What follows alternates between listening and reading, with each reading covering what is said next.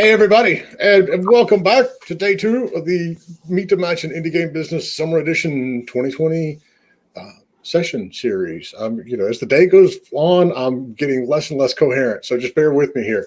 But this is our Kickstarter AMA. We have Anya. Is it Anya? Anya, yeah, like tell me without the T.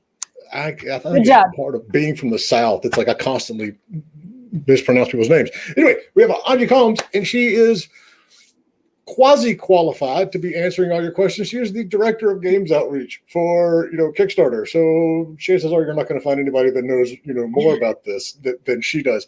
And we have opened up, whether you're on Facebook or Twitter or Twitch or YouTube or LinkedIn, wherever you are, pop your question in the chat. If you're on the Discord, put it in there. We'll see it. We're going to get it answered live. So first and foremost, introduce yourself. Tell us what you do on a normal day and all that kind of good stuff. Sure. Hi. So I'm Anya Combs. I'm the director of games at Kickstarter. I have been at Kickstarter 4.5 years, almost 5 years. I've been in the games industry just over 12 years. My background is my apartment where my husband and I moved in about a month ago. So forgive the mess. It's a green screen. Just tell everybody it's a green screen. It's a green screen. So it's, yeah. So I've been in the games industry 12 years, a little bit over 12 years. I got my start as the developer relations person at addictinggames.com. And then I worked at Nickelodeon, which was actually, Nickelodeon actually owned addictinggames.com. So I've done a lot of weird, fun, crazy things in the games industry. And now I'm at Kickstarter where I run the games category. I have done my share of work with Nickelodeon as well over the years. Mm-hmm. And I still say, whenever we talk about licensing deals, the Bible that we got on what Dora was not allowed to do in a video game was probably the most entertaining piece of documentation I've read in my career. And all it did was make me want to have Dora do all of this stuff in a game. Yep. But yeah, so I'm very much with you there. All right, so let's start off with some of the basics. When teams are looking to get a game kickstarted, what stage? This is much better lighting. I don't know why I did not move earlier. There we go. Now you have my AC unit. Oh, see, that's even better now. So what's the best stage for them to start, going out there and actually running the campaign? At what stage of development do they need to be? Yeah, that's a good question. So typically we recommend people be at least 50% of the way through development. The days of having just a very simple GDD, a game design document, don't really exist anymore. You definitely need to have at least 30 seconds of gameplay that you can show. That's not necessarily 30 seconds of like a demo. You don't necessarily need a demo, but you do need to have 30 seconds of gameplay that you can show. And you need to be able to show that in your video and roughly just kind of scattered throughout the page in a GIF format. But we see typically it's about 50% of the way through development.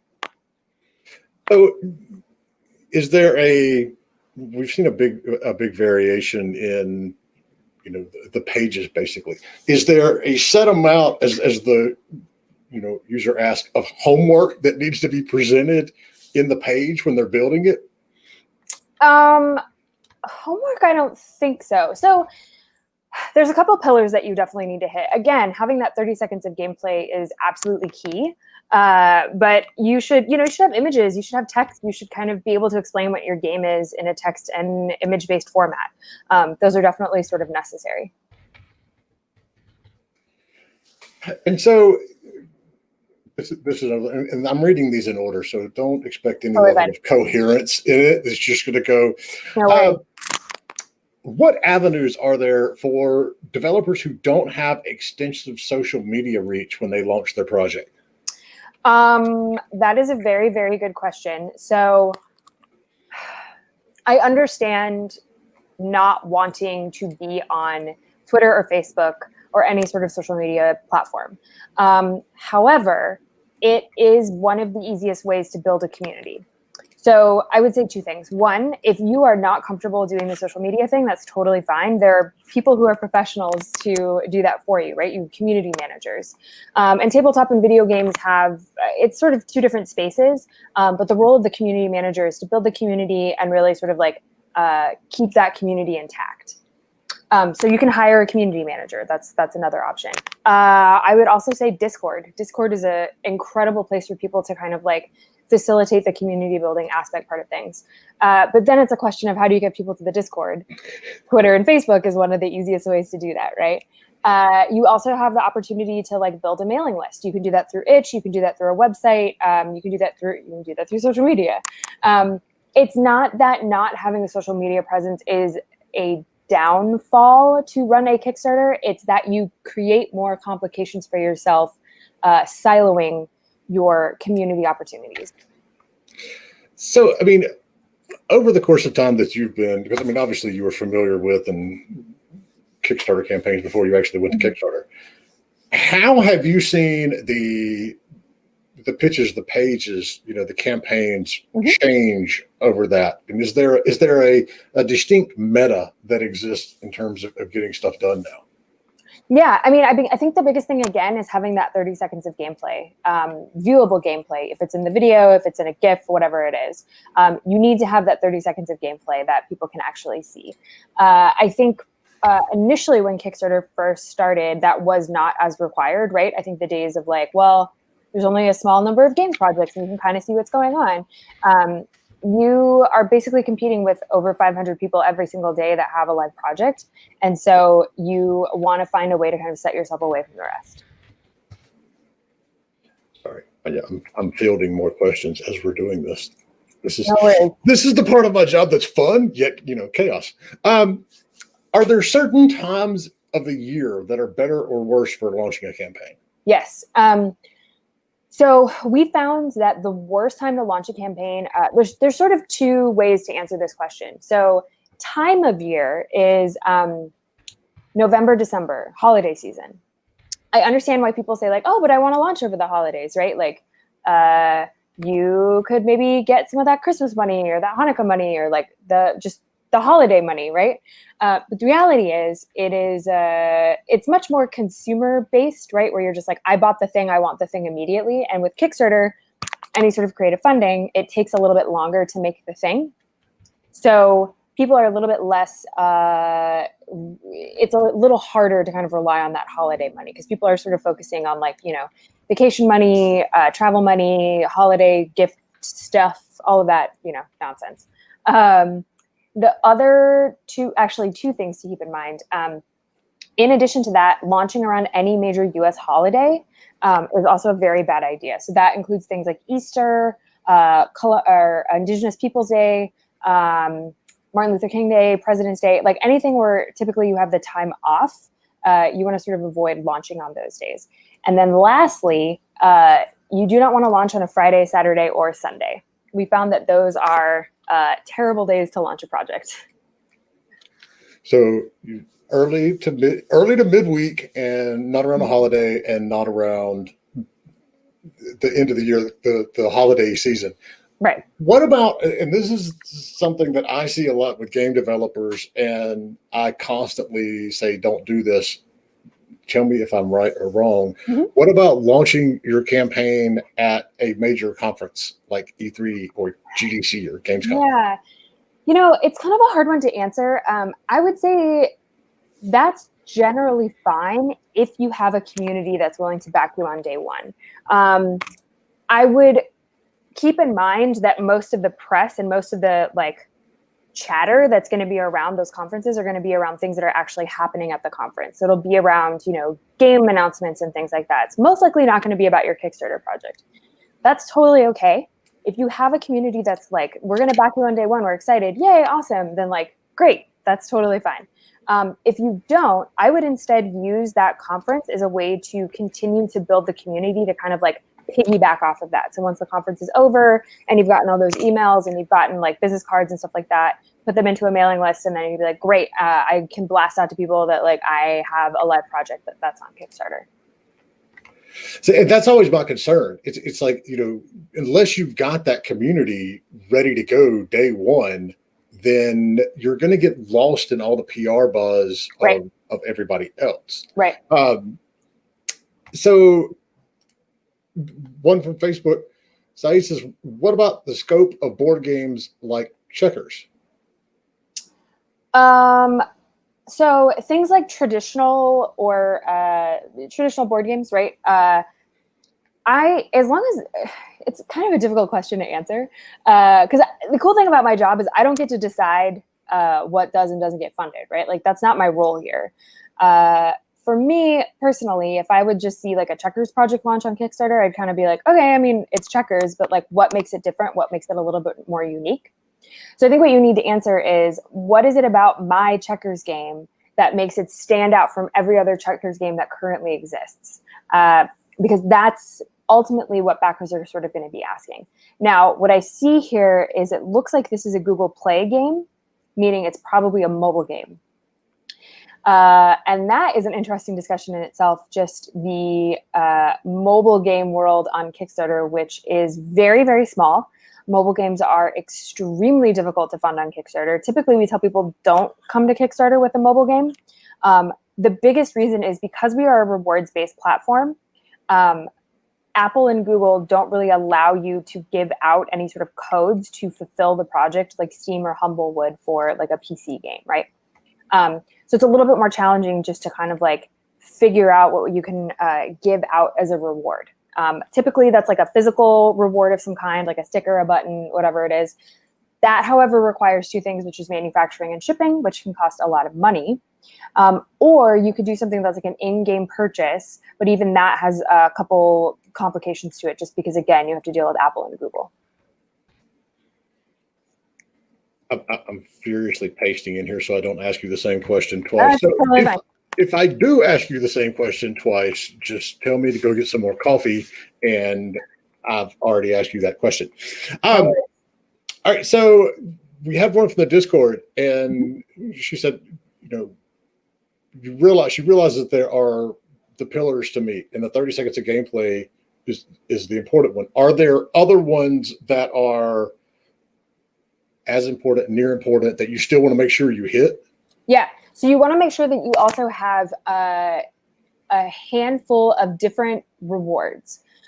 So roughly 5 to 7 different reward tiers.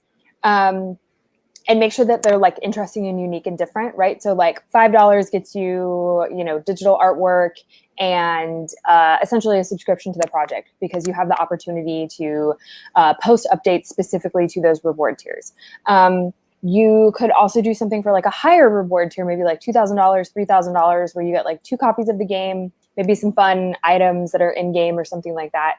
But you can make you can make those backers or that backer, depending, there's different ways to kind of structure it.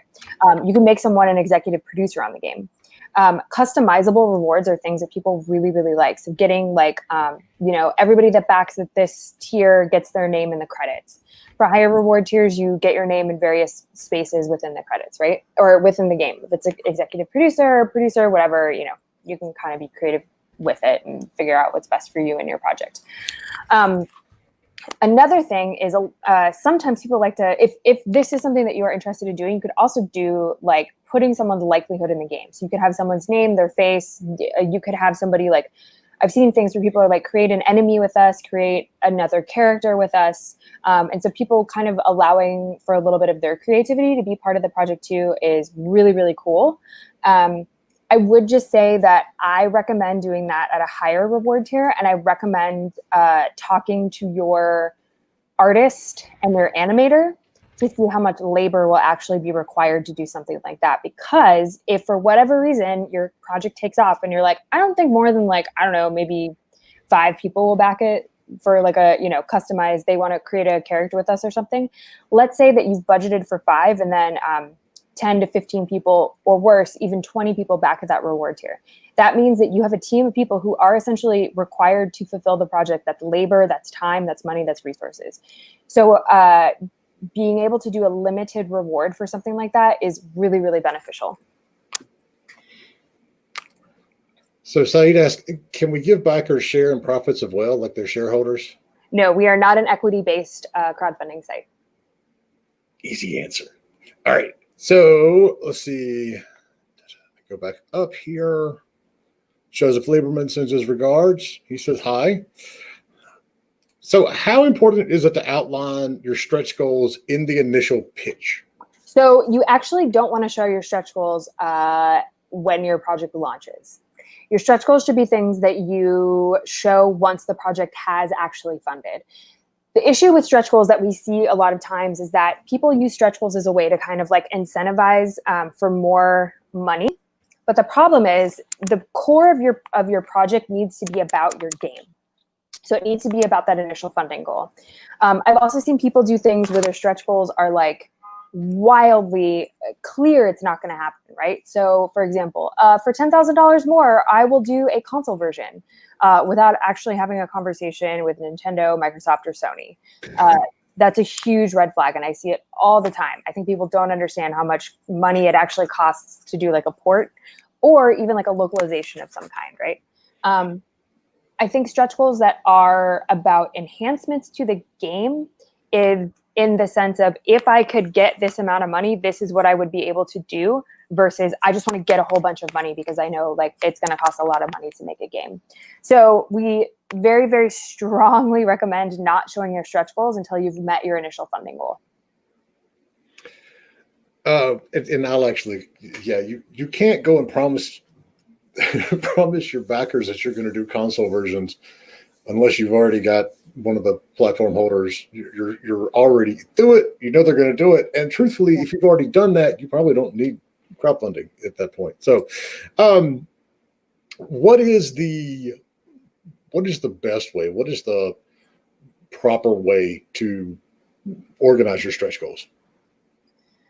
So again, not showing them as soon as your project launches, right? So let's say this is a scenario where like your project launches, you've met your funding goal. Great. Roll out maybe the first two. Once you've met those two, then roll another one out. Once you've met that, roll another one out. Just slowly start rolling them out.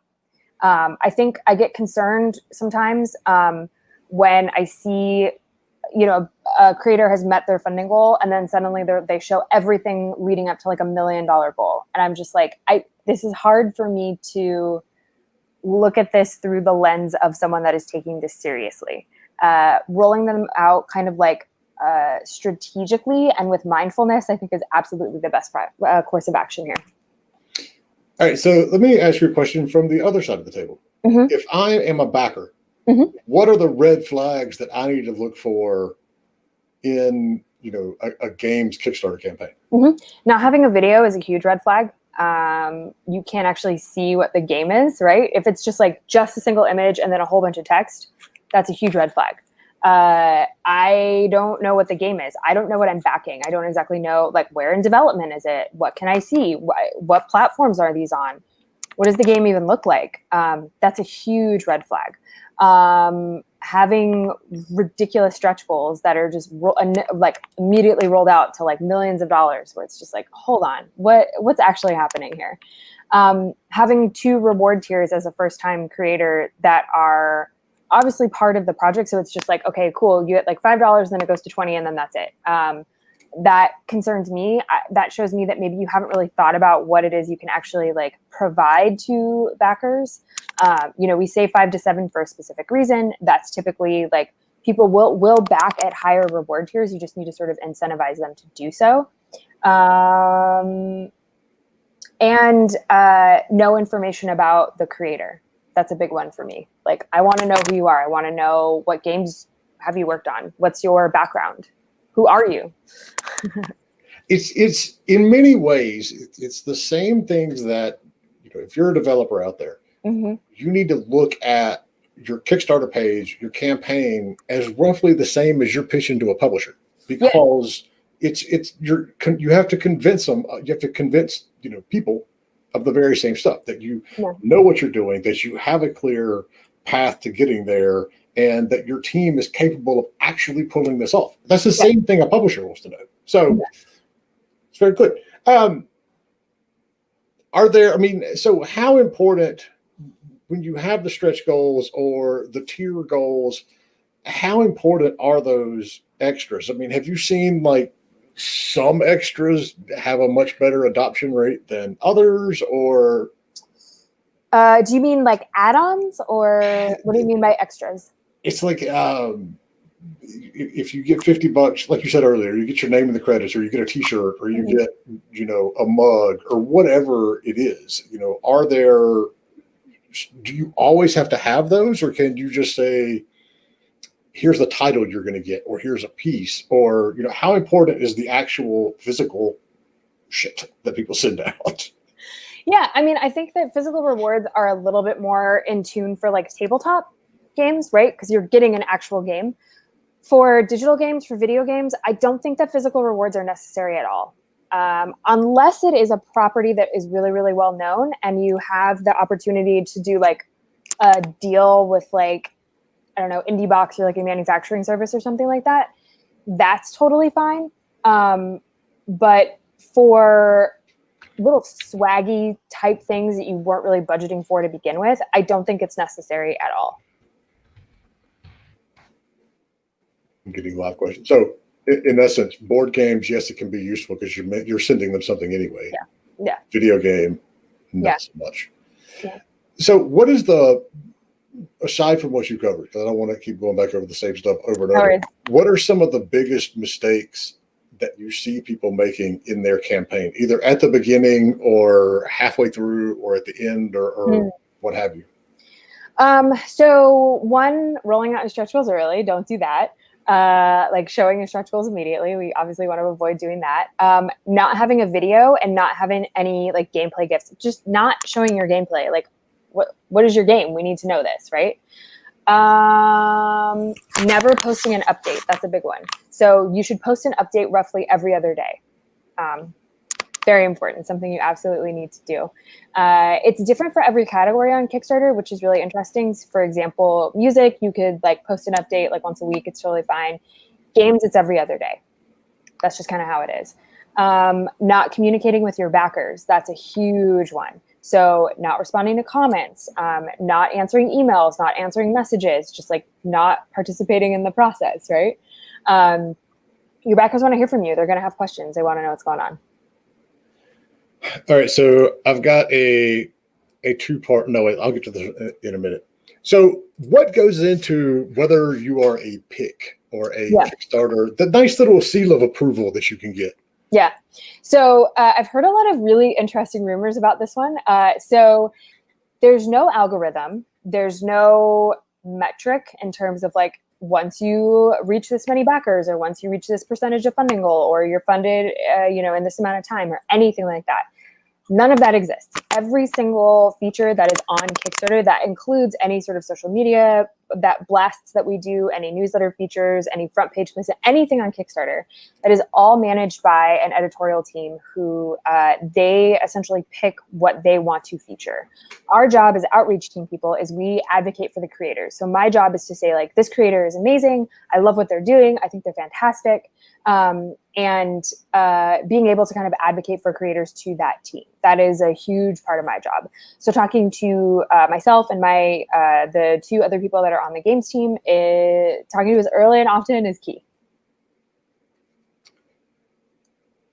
So I said we've already answered that one. So one of the questions was, should we do stretch goals? Yes, but don't release them early. Hold them in back. Don't plan out, $300 million worth of revenue over the next 8 years and never ship a video game. Mm-hmm. Totally not going to do that. Would you recommend having add-ons? So we said yes for a board game or something physical, but don't sweat it if it's a digital game. Well, you could, for a digital game, you could do like additional copies of the game. That's also an option. Well, yeah. Yeah. And actually, we do have a new add-on feature that we're going to be rolling out pretty soon on Kickstarter. That was the next question. Yeah, awesome. If you are interested in doing add-ons, it's something that you can do once you're building your campaign page. There's a form that you basically just like fill out. It's in the back end of everything, but that should be available to everyone in a couple of weeks. So explain a bit, so what is that? How is that different than what there is now? Yeah. So the way that it's structured now is you have your specific rewards. You have like 5 rewards, let's say. An add-on is something that you can add in addition to that specific reward tier. So let's say that you have like a $20 reward tier and you're like, but I also want to add, I don't know, a keychain or something like that. You have the option to add on. So everything that's in those specific reward tiers, you have the option to add it on to an existing reward tier. Nice. All right. And so that's a very good segue into the next question. What is the ideal quantity of reward tiers? 5 to 7. Oh, see, that was an easy answer. That was clear cut right there. Yep, 5 to 7. So is Kickstarter available for countries like Pakistan and India? We are currently not available in Pakistan and India. We are available in, I believe, 19 countries. It is on the website. You can check specifically what countries are available. We would love to be more available, in as many countries as we possibly can be. Our payments provider sort of only allows us to be available in specific countries. We're constantly rolling that out, though. So, for example, we were recently available in Japan and Mexico. We are going to be rolling out, we're going to be launching in Poland, Greece, and Slovenia at the end of the year in a couple of months. So we're sort of constantly adding countries, but right now we're not currently available in Pakistan or India. All right, so we can count on our friends and family to get us started, but how can we get thousands of eyes on the Kickstarter link? And this has got a follow-up question, but let's do this part first. You have to build a community. You have to do the process of building a community to get people to come to your Kickstarter. So what we typically see for first-time creators is a 30-70 split on the back end. And so what we mean by that is about 30% of your pledges will come in through Kickstarter, and about 70% of your pledges will come in through the community that you're able to build. So I guess I'm answering my own question in my head. I was going to say, what kind of conversion rate would you see? But without knowing how big their community is, it's hard to tell. It's impossible to know. It's like some people are going to have really good and some people aren't. Yeah. All right. So this gets into the next question, which is a very touchy subject with a lot of developers. This team has now hired 2 marketing agencies and spent thousands of dollars, and neither of them have gotten them a single backer that they didn't already know. There's a lot of companies out there that we see, and they're like, we'll help you get your. How effective are they, and how do you vet them? Yeah, some of them are effective. We see that Jellop is one of the best, JELLOP. They're an incredible agency that has done a ton of work on Kickstarter projects. Honestly, a lot of this is just kind of old school stuff. And what I mean by that is doing the research ahead of time, right? Doing the research of who these marketing agencies are, and also talking to people that have used them, and talk to more than one person. Talk to like 2 or 3 people that have used them. Ask them the pros and the cons. Ask them exactly how much money you had to spend and what you actually got in return. It's the marketing agency thing is a weird thing. We're not huge fans of it, to be perfectly honest, just because they are so hit or miss. But that doesn't necessarily mean that they're all bad. But Jellop, I can confirm, is a good one. But again, you need to do the research before you sign anything with these marketing agencies. So we got a long one from our friend Nightwolf, and let me get this and because it's a good question, a long question. And what's up, Nightwolf? You've been posting these things directly, and now you're making me cut and paste these things all of a sudden at the end of the day. So they have an initial game that they're working on. Okay. The course of it, the community has brought up new feedback and new ideas that I didn't even share that. You have to like look way over the top of it now. They have new features. They hadn't planned on it, but they really like the things that have come up. It's going to extend their deadline. Is it something that they should do through Kickstarter, or do they need to go outside to something like Patreon to get new features added? And I'm going to hide that so we can actually see. Yeah. Yeah, that's a really, really hard question to answer. I would say with Kickstarter, you should kind of know exactly what it is that you are planning to do, because at the end of the day, you need to fulfill your project. If you are still in the process of doing a little bit of community feedback where you're like, wow, all these features that our community are recommending are super cool, I would not recommend coming to Kickstarter just yet. I would only come to Kickstarter when you know exactly what it is that you want to do, just because you are potentially in danger of doing feature creep. And nobody wants that. Never happens. That is. No one's ever experienced that. Yeah. And so, yeah, like feature creep is fine. It happens. But when you are in the process of fulfilling a Kickstarter where people's money are involved, I would generally recommend just like stick with what it is you initially planned. So how do you rein it in when all of a sudden your community goes off the rails and they're just turned into a mosh pit? You need a community manager. Again, with the community. It's I've been involved in several from the business aspect of it. And even with what I've done for 27 years, it's like I look and I see what's going on behind the scenes with the team. And I had one a couple of years ago where they launched it. In theory, it should have been an absolute slam dunk, not a problem. But the reality was the team themselves had not thought through a lot of the issues that were going to come up and questions that were going to come up from, from the consumers. And questions would come in, and I would watch the developers like infight over it. And I'm like, this is not going to go well. This is what kind of research or preparation can teams, especially small teams, do to, try to head some of that off early? In terms of having the community coming in and like causing fighting and things like that, or specifically infighting within like dev teams? It was actually within the dev team, but they were the problem. The infighting was with the dev team, but the problem came from them not correctly estimating the community's questions and concerns. Got it. So I would recommend, again, knowing exactly what it is that you're making. Like, I want to make this game and sticking with that. The key is communicating it to your backers. And a lot of that is just sort of like, this is kind of where it gets a little bit weird, where you kind of have to be a little like customer servicey. Like, thank you so much for your feedback. Appreciate it. We are going to move forward with the idea that we had, right? And obviously there's like a much nicer way to kind of say that. That is actually much nicer than I would say it, so it's like, but like, just say like, these are great ideas. I don't think we're not really able to implement them right now.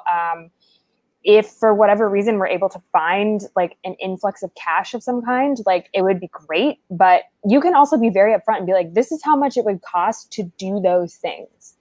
If you want to help, push this Kickstarter so we can obtain that amount of money, that would be amazing. I love that you are so excited about this game, and I love that you are such a huge part of this community. Come help us achieve that, right? Like, it's about kind of spinning it a little bit. Again, though, that I think needs to come from a community manager, because I think sometimes, and this is not like a dig or anything, this is just kind of how it is, and it's actually kind of a good thing. This is why having a community manager who's a little separated from it.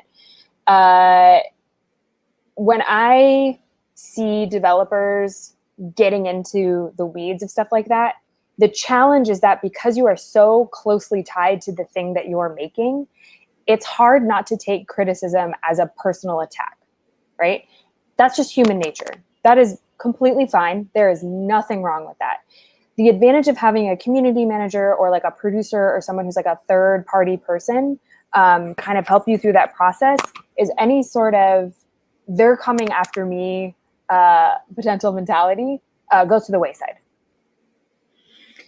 And unfortunately, that's something we see across the spectrum, especially indie teams. It's like they don't have the capacity to bring on a full-time community manager. Yeah.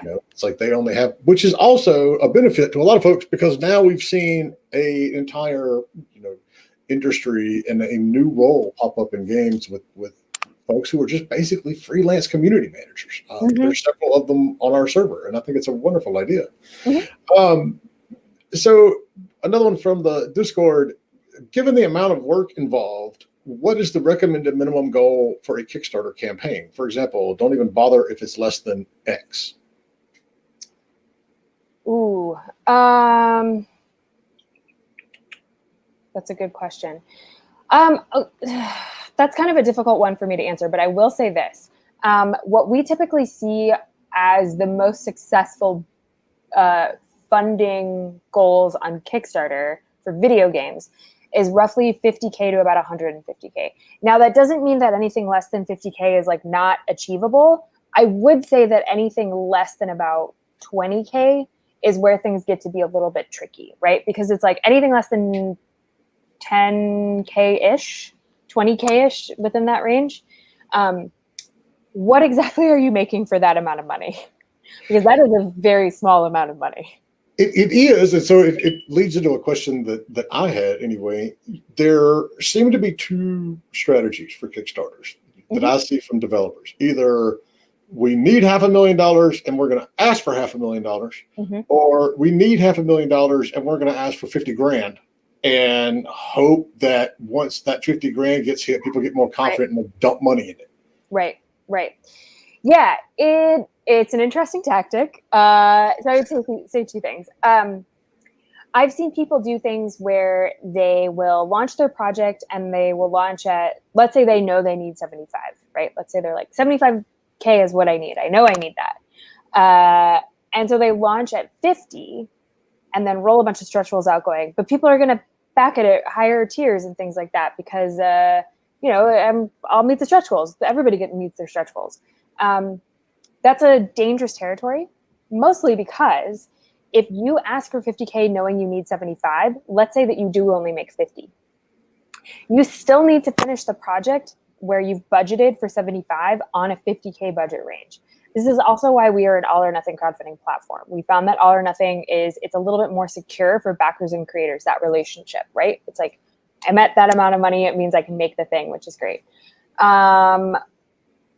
I think the challenge here is if you know you need 75, or if you need 50 and you're only asking for 30, like whatever the numbers are, it doesn't really matter.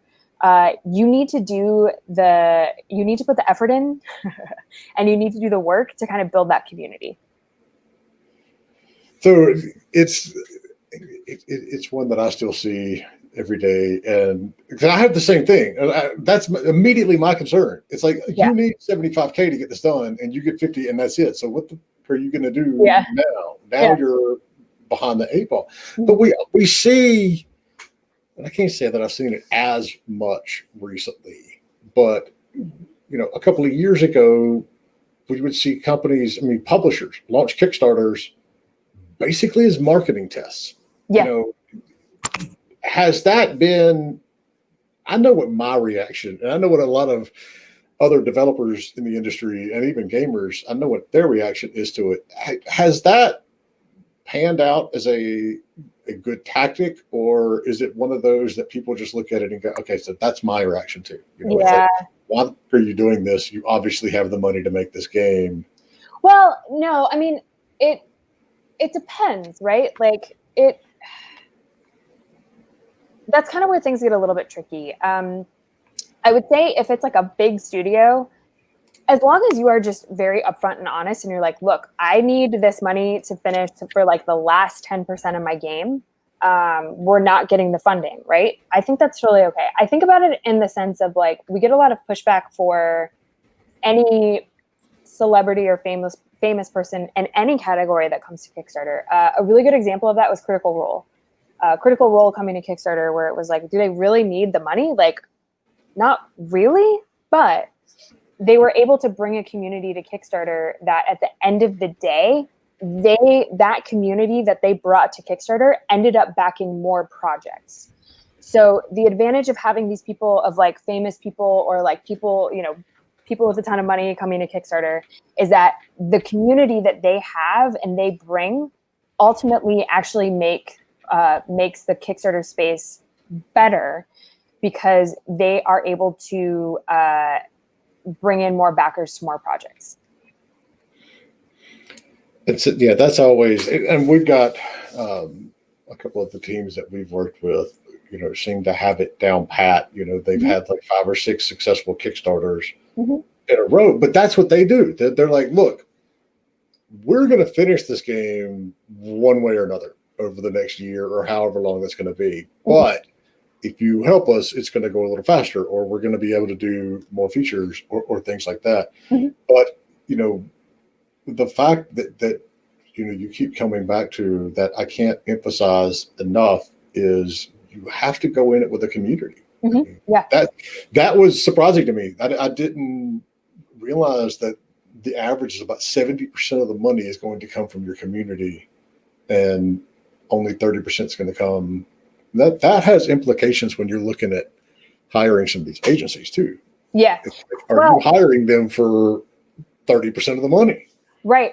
I would also say one of the interesting things that we see is that stat is mostly for first, sometimes second, sometimes third creators. So when you have someone like Larian Studios, who they came with Divinity Original Sin 1 and 2, and then recently the board game version, those numbers fluctuate because their Kickstarter number, where that 30%, that can go up to like 50% sometimes, because they've built a community on Kickstarter. So once you have a successful project on Kickstarter, the more that you launch projects, the more likely it is that you're going to fund, and the quicker you do end up funding. All right. So here's a question: when you're looking at that funnel of your community, should you be funneling them to, like, say, your Discord and then to a Kickstarter page, or should you be funneling them to a Kickstarter page and then to your Discord? So it's kind of twofold, I guess. So we have a newer feature on Kickstarter called a pre-launch page. And so basically what it is you go through the process of creating your page, you go through the approval process, your project has been approved. You can launch whenever you want. Great. You have the option to create a pre-launch page. This is different from the preview page that people were used to. The preview page is something that was sort of like an ugly looking URL that eventually became the full URL of what your project would be. And it's a preview of what the page will look like. The pre-launch page is not a preview. It is simply the name of the game, a small description, and an image, and a follower count. You have to get 10 people to follow that project before that follower count is actually seen. That kind of shows you a little bit of opportunity to be like, cool, I have 200 followers on this project. Great. That gives me a lot of information. The more important thing, though, is that URL of that pre-launch page is what your final URL will be for your game when your project actually launches. So being able to kind of show that preview link in your Discord and getting people to kind of follow it is amazing. You can then do things like an AMA on your Discord or something with that sort of like pre-launch link, right? And you can be like, here's, let's do an AMA about the game that's launching in 30 days or something like that. That I think is a little bit of a better tactic. So let me get this straight. We can now early access and wish list the Kickstarter that we're going to use to early access and wish list our Steam game. Kind of, yeah. So have you been doing those long enough to see a conversion rate between that? The conversion rate is kind of a hard one, but we'd say it's like roughly 12%. But again, it fluctuates from project to project. It's hard to kind of like nail down what an average is. I literally just had to Google what the one was for Steam to compare it, and it's about 19. So it's all, right in that same amount of land. Okay, so here's the big question. Mm-hmm. You are a game developer. You have all this knowledge that you already know. How would you plot out your perfect campaign? That's a great question. So first, I would take a look at Kickstarter and see what other people have done, just to do a little bit of research, right? Second, I would make sure that I had 30 seconds of gameplay. Most important thing, again, 30 seconds of gameplay. I would get all of my assets together. So I would get my images, artwork, anything that I want to show. And I would decide what it is I actually do want to show on the Kickstarter page. I would also look at how people set up their pages in terms of like, wow, they have more information about the story. They have info about the gameplay. They have like these sort of pillars that they're hitting. I want to provide some of that information. You don't necessarily have to like follow what everyone else is doing, but you can like, you know, take bits and pieces from what people are doing. Aside from that, also having who you are as a team, what other games you've worked on, like any sort of information about you and your team. And then also why you're coming to Kickstarter. What is it that you're hoping to sort of achieve? Is it that you want to finish the game? Is it that you want to update your graphics? Is it that you want an additional level? Like, what is it that you're hoping to sort of achieve by having a successful Kickstarter project? And then lastly, figure out what your rewards are going to be. All right, so for everybody out there, we've only got another 5-10 minutes if we stretch it here of Anya's time, and then we have my buddy Ben Hoyt coming on doing another Discord session talking about how he literally ran his game studio through Discord and how he did it. So we still got a couple of questions here. Yeah. All right, so can you use Kickstarter? Let me get that one out there.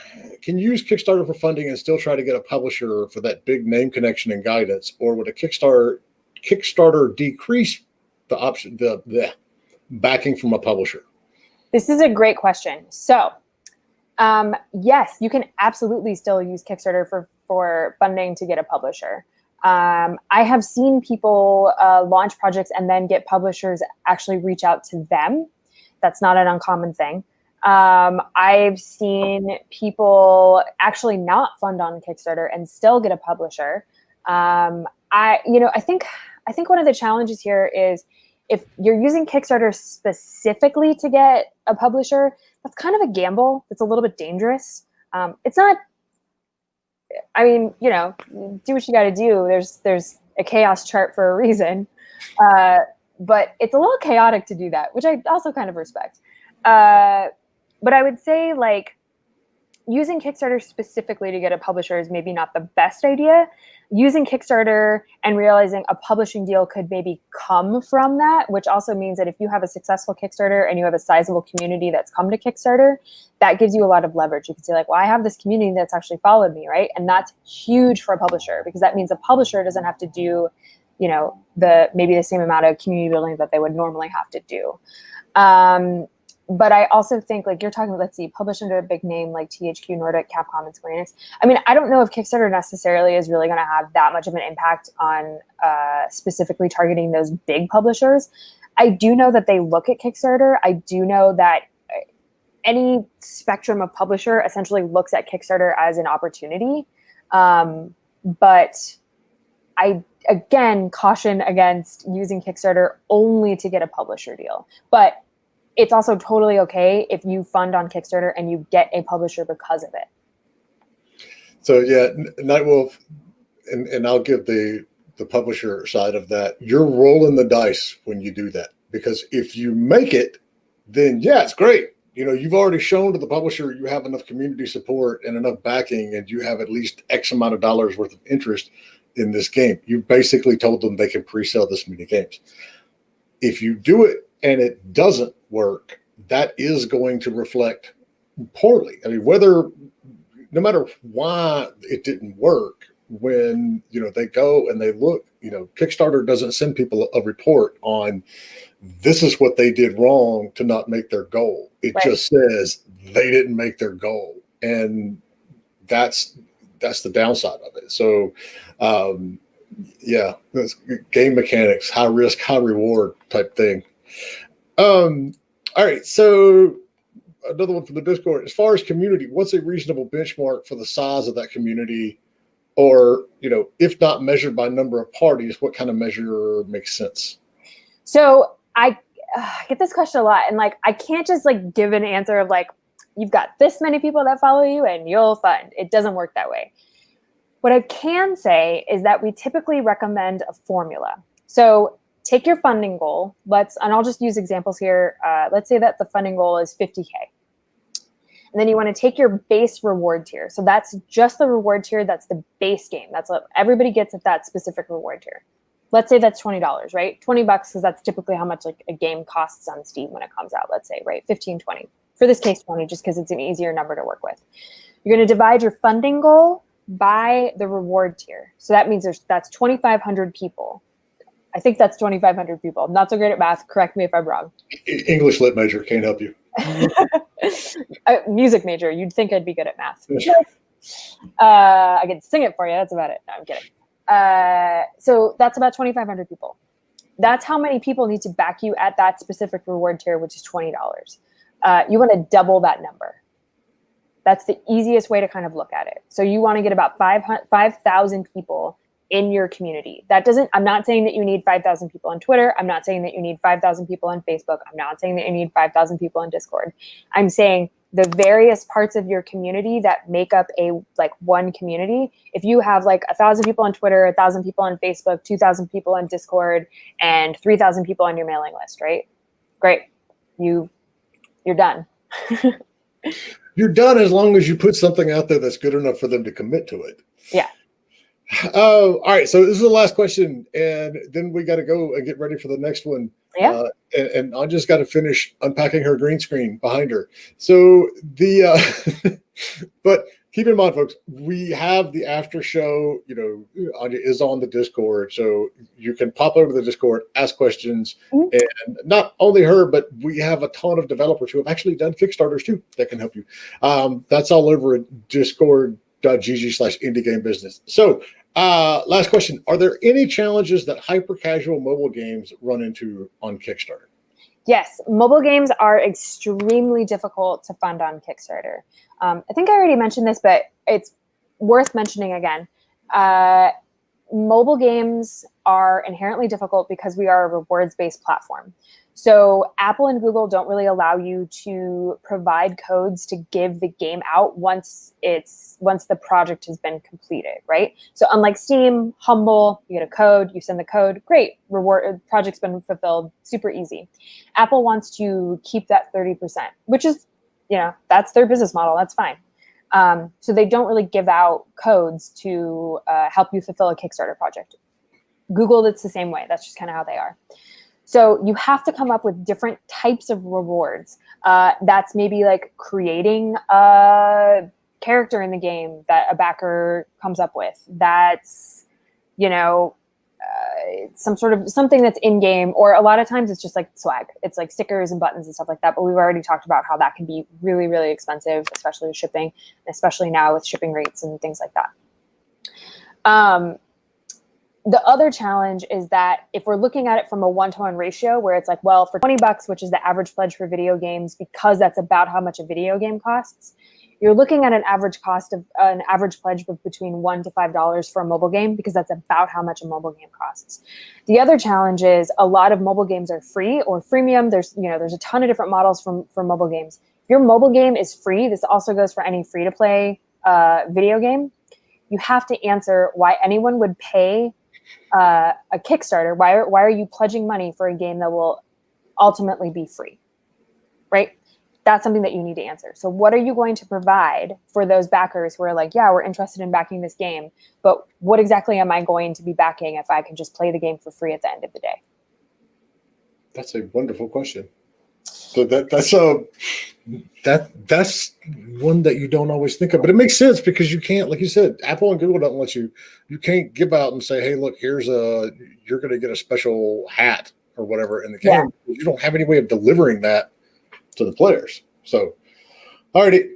Anya, thank you so much for coming by and hanging out with us for a little bit. Feel free to hang around the Discord, answer questions. Cool. And everybody else out there, wherever you're watching us, if you do a follow or a like, that way you'll know when the next one pops up. We've got another Discord conversation coming up next, followed by, I believe, our keynote with my friend Phil Adam and Jason Enos from Intellivision. And they just had a huge announcement this morning.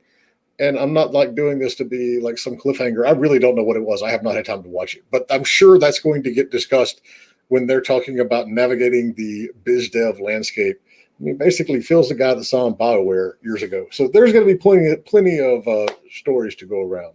But thank you much. We really appreciate what you do. And come back and see us. Well, actually, we will back. We're going to talk Friday. You're going to be on the podcast, right? I think so. Yeah. So we'll talk to you Friday. Okay. Sounds good. Awesome. Bye. Awesome. Take care.